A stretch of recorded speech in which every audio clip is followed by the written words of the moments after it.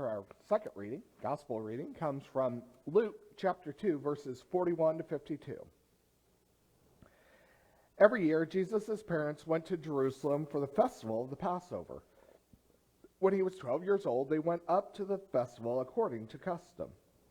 After the festival was over, while his parents were returning home, the boy Jesus stayed behind in Jerusalem, but they were unaware of it. Thinking he was in their company, they traveled on for a day. Then they began looking for him among their relatives and friends. When they did not find him, they went to the temple courts. They went back to Jerusalem to look for him, After 3 days, they found him in the temple courts, sitting among the teachers, listening to them and asking them questions. Everyone who heard him was amazed at his understanding and his answers. When his parents saw him, they were astonished. His mother said to him, "Son, why have you treated us like this? Your father and I have been anxiously searching for you." "Why are you searching for me?" he asked. Didn't you know I had to be in my father's house?" But they did not understand what he was saying to them. Then he went down to Nazareth with them and was obedient to them. But his mother treasured all these things in her heart. And Jesus grew in wisdom and stature and in favor with God and man. This is the word of God for the people of God. Thanks be to God.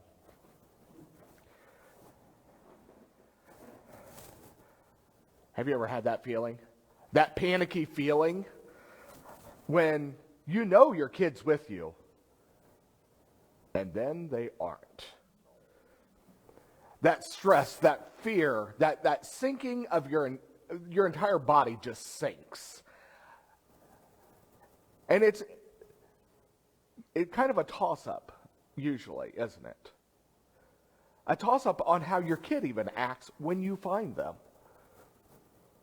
It's either they're bawling and crying, or completely oblivious that you consider them lost.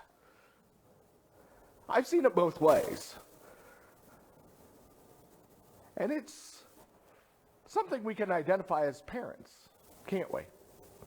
We can identify that. And whether you have kids of your own, or you had grandkids, or whatever, you have had those moments where somebody has panicked because the kid is not where they're supposed to be.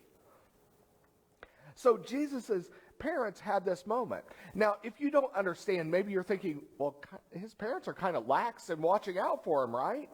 Well, we have to remember that this process, the way they would do things, basically the entire village would go to Jerusalem, to the temple, for Passover. Everybody would leave. I mean, they would empty out the town and go. And so when everybody went home, it was the entire town going back home. And obviously the town was filled with mostly relatives. So it would not have been uncommon for a child to go play with their cousins on the way back. So mom and dad weren't worried about him until it was time to eat. And then they realized, he's not here. They had no idea where he was. And they panicked. They were stressing out. They were trying to figure out, what are they going to do? And remember, Jerusalem, pretty big place. It says they looked for him for 3 days. 3 days they looked for this kid. And you almost wonder if Joseph thought, boy, he better be the Son of God, because he's going to get slapped. You wonder, though. But as I thought about that, I also thought, did they maybe forget who he was? Maybe just for a little bit. I talked about this on Christmas Eve, too. Do you think Joseph and Mary occasionally forgot who Jesus was? I mean, the last time they'd had a big interaction, right, was when the Magi came, which was 1 to 3 years after Jesus' birth. And now he's 12 years old. So there's a 9-year period where we see nothing of Jesus' uniqueness. So maybe Mary and Joseph kind of forgot who he was. Because let's be honest, if your kid disappears, the first place you would look is probably not church. And yet that's exactly where he ended up at. Now, what's especially interesting about this interaction is back during that time period when you would have a student and teachers together, the students would ask a question. The teachers would respond with an answer, but then extend that question back to the student. And so what was saying here is these are learned men. These are guys who had been in the temple for years and years and years. They'd studied it, and they were amazed and astonished by his answers. They were amazed and astonished. And then Mary and Joseph come running up, probably pushing these really smart guys out of the way so they can get to their kid. And they say, how could you do this?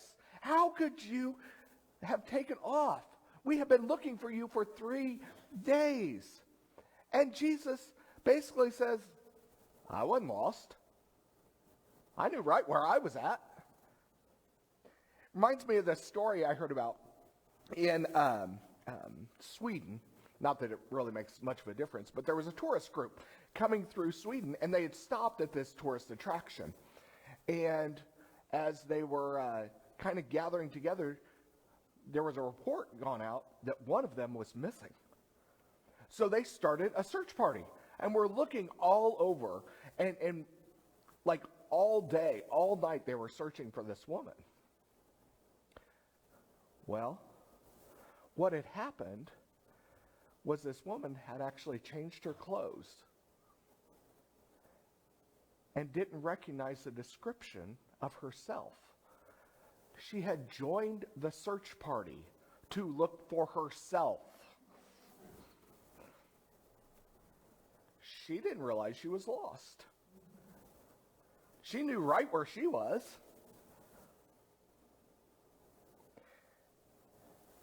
But in this situation, Jesus was right. He wasn't lost. He knew right where he was. And he knew right what he was supposed to be doing. He was in the right place, and they weren't. There's an interesting scripture here I want us to recognize. I want us to listen to again. Mary says, your father and I have been anxiously searching for you. And what does he respond with? Didn't you know I would be in my father's house? Father was mentioned here twice, but it wasn't talking about the same person, was it? How many times did we notice that? There's 2 different fathers that they're talking about. See, it seems like at this point, Jesus started really embracing who he was and what his responsibility was. He wasn't doing it to disrespect Joseph or disrespect Mary even. He was saying, though, this is where I need to be. This is where we all need to be. He was saying, I'm not lost. I knew where I needed to be. You weren't in the right place. They were focusing on his human side rather than focusing on his divine side. He was explaining, this is where I needed to be. And I think people get that way a lot too, don't we? We focus so much on the human side, our own desires, our own wants, our own needs, that we lose sight of where we're supposed to be. There was a farmer that was talking about how cows get lost. He said, what'll happen is a cow will start eating. They'll be chewing on some tuft of grass here. And they'll look around and see, well, there's another tuft of grass right there that looks pretty tasty. And they'll go to that one. Then it'll look up. Oh, there's another tuft of grass that looks pretty tasty a little further on. And it'll follow its desires, its wants, until it ends up getting lost. Keeping the eyes not on the right place. Getting lost because they're so desiring something that they just really, really want, that really is not a big deal. Now, granted, we know that they need to eat. Don't get me wrong. But maybe we change it to the next job promotion, the next new car, the really cool computer monitor.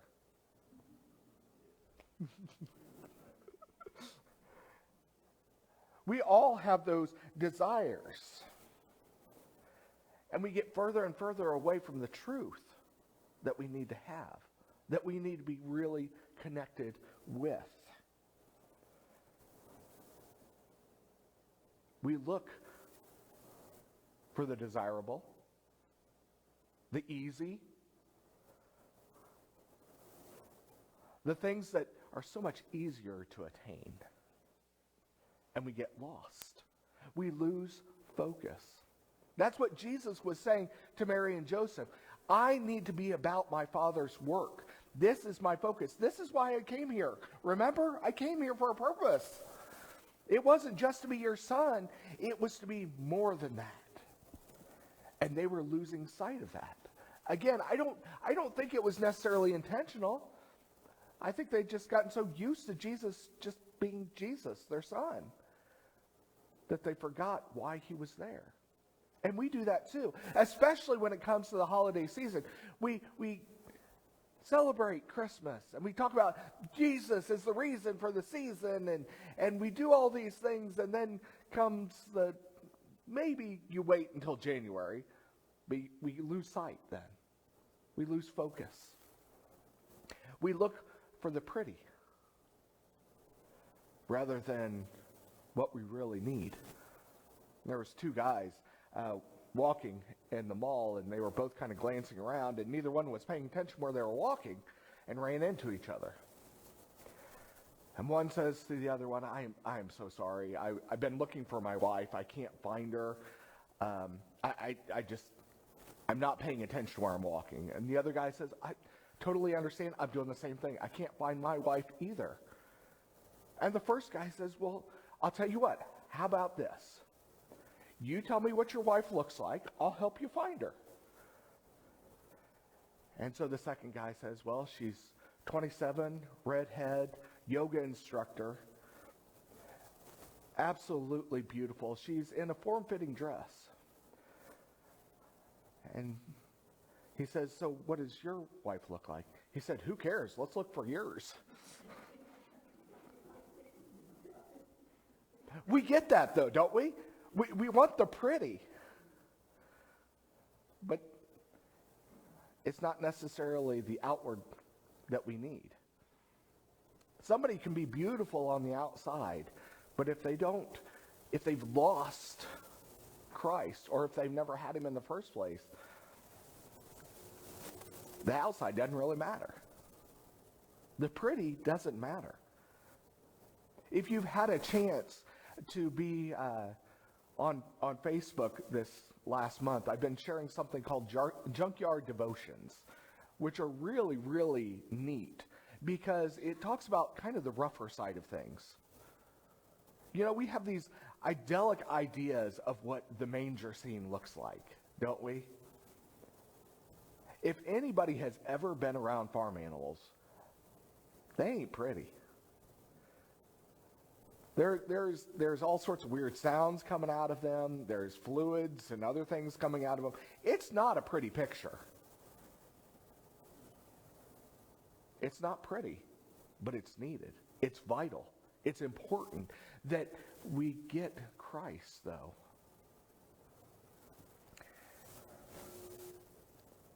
How lost are we? Are we lost as individuals? As a church, as a country, as a world? Are we lost? Have we lost sight? I've talked about the fact that there are some conflicts in different denominations, including the United Methodist Church. The problem is we're getting so caught up in the diversity that we're losing sight of the common ground. I've mentioned before, I was raised American Baptist. And we have different stuff that we may disagree on. My dad's an American Baptist pastor. But the main thing, the gospel of Jesus Christ, that didn't change. We have different types of Bibles, different translations, from King James, the New King James, the NIV, to the Message, to all these different varieties. The main purpose, the main message through it all is the gospel of Jesus Christ. All of those different things have a tendency to bury the most important piece. And we lose it. We lose what is so vitally important. We lose it because maybe we're focusing on the flash, whatever that may be, whatever is exciting at the time. We need to be seeking after Christ. Christ never moved, we did. It's always funny when we hear people talk about, well, have you found Jesus? Didn't know he was lost. Because we're the ones that are lost. There was a gentleman walking with his grandson. And the grandfather said to his grandson, "How far are we from home?" The little boy says, "I don't know." And grandfather says, "Well, where are you at?" And they're still walking, and the little boy says, "Grandpa, I don't know." And the grandpa says, "Well, sounds like you're lost." And the little boy says, "I'm not lost as long as I'm with you." Isn't that the message we need to hear? We're not lost as long as we're with Christ. It may look scary. It may look messy. It may look like a place we really would prefer not to be. But we're not lost when we're with Christ. That's the most important thing we need to remember. And we cannot lose that message either. We can't move away from that message, that Christmas message. We can't lose that. Because with Christ, we're always home and we're never lost. It's only when we look for the easy, look for the fun. And not that fun is bad, but if that's our entire purpose, our entire desire, then it's wrong. So where are you? If somebody asks you the question, are you lost? How do you answer? Nobody can answer that question but you. Let's bow our heads.